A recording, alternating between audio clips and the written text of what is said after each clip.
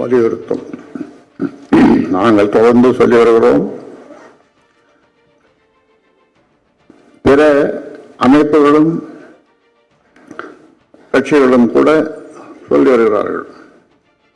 தமிழ்நாடு உள்ளிட்ட ஒவ்வொரு மாநிலத்திலும் உள்ள மத்திய அரசுக்கு சொந்தமான மருத்துவம் மற்றும் உயர்கல்வி நிறுவனங்களில் மாணவர் சேர்க்கையில் 50 விழுக்காடு இடங்கள் சம்பந்தப்பட்ட மாநிலங்களுக்கு ஒதுக்கப்பட வேண்டும்.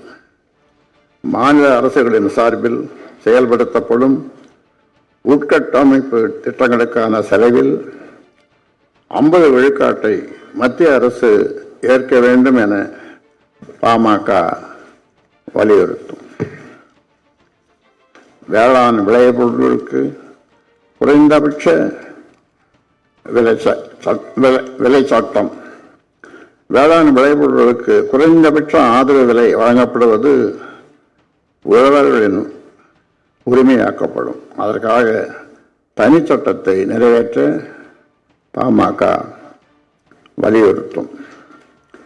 உணவு தானியங்கள், காய்கறிகள், பழங்கள் என அனைத்து விளைபொருட்களுக்கும் கொள்முதல் விலை நிர்ணயிக்கப்படும். உற்பத்தி செலவுடன் 50 விழுக்காடு லாபம் சேர்த்து விலை நிர்ணயிக்கப்படும்.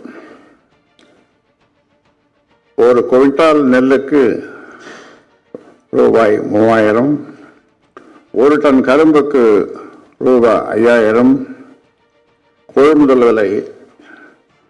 அனைத்து விளைபொருளையும் அரசு கொள்முதல் செய்ய வசதியாக புதிய ஆணையம் அமைக்கப்படும். 60 வயதை கடந்த உழவர்களுக்கு மாதம் 3000 ரூபாய் ஓய்வூதியம் கொடுக்க வழி செய்வோம். வேளாண்மைக்கு தனி நிதிநிலை அறிக்கை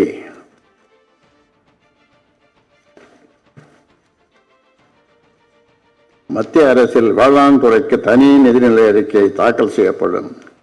சிறு குறு விவசாயிகளுக்கு வழங்கப்படும் ஆண்டு மானியம் ரூபாய் 6000 ஏக்கருக்கு ரூபாய் 10,000 உயர்த்தப்படும்.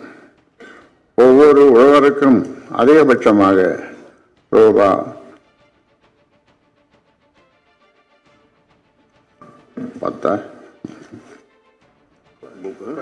30,000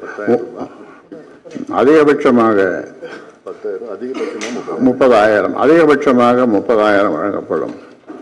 வேளாண் தொழிலாளர்களுக்கு வேலை இல்லாத காலங்களில் மாதம் ரூபாய் 2500 நிதியுதவி. பொதுத்துறை வங்கிகளில் தரப்பட்ட ரூபாய் 1,00,000 வரையிலான பயிர்க்கடன்கள் தள்ளுபடி. நியாய விலைக் கடைகளில் பாமாயிலுக்கு மாற்றாக கடலை எண்ணெய், தேங்காய் எண்ணெய் வழங்கப்படும். மகாத்மா காந்தி தேசிய ஊரக வேலைவாய்ப்பு திட்டத்தின் கீழ் ஆண்டுக்கு 40 நாட்கள் மட்டுமே வேலை வழங்கப்படுகிறது. இதை 100 நாட்களாக உயர்த்த நடவடிக்கை எடுக்கப்படும். வேளாண்மைக்கும் இத்திட்டம் நீட்டிக்கப்படும். தமிழ்நாட்டில் அனைத்து மாவட்டங்களிலும் வேளாண் பொருளாதார மண்டலம் அமைக்கப்படும். அந்தந்த பகுதியில் விளையும் பொருட்களை மதிப்பு கூட்டுவதன் மூலம் உழவர்களுக்கு அதிக லாபம் கிடைக்க செய்வதே இதன் நோக்கமாகும். தமிழ்நாடு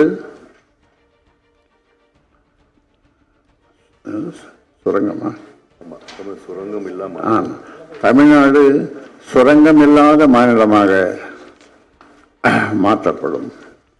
தொழில் திட்டங்களுக்காக வேளாண் விளை நிலங்கள் கையகப்படுத்த தடை விதிக்கப்படும்.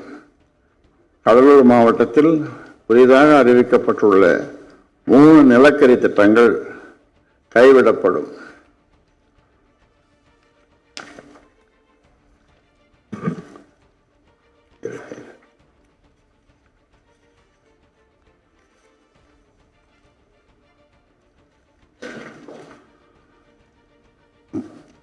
புதுவை யூனியன் பிரதேசத்திற்கு தனி மாநில அந்தஸ்து வழங்க மத்திய அரசை பாட்டாளி மக்கள் கட்சி வலியுறுத்தும்.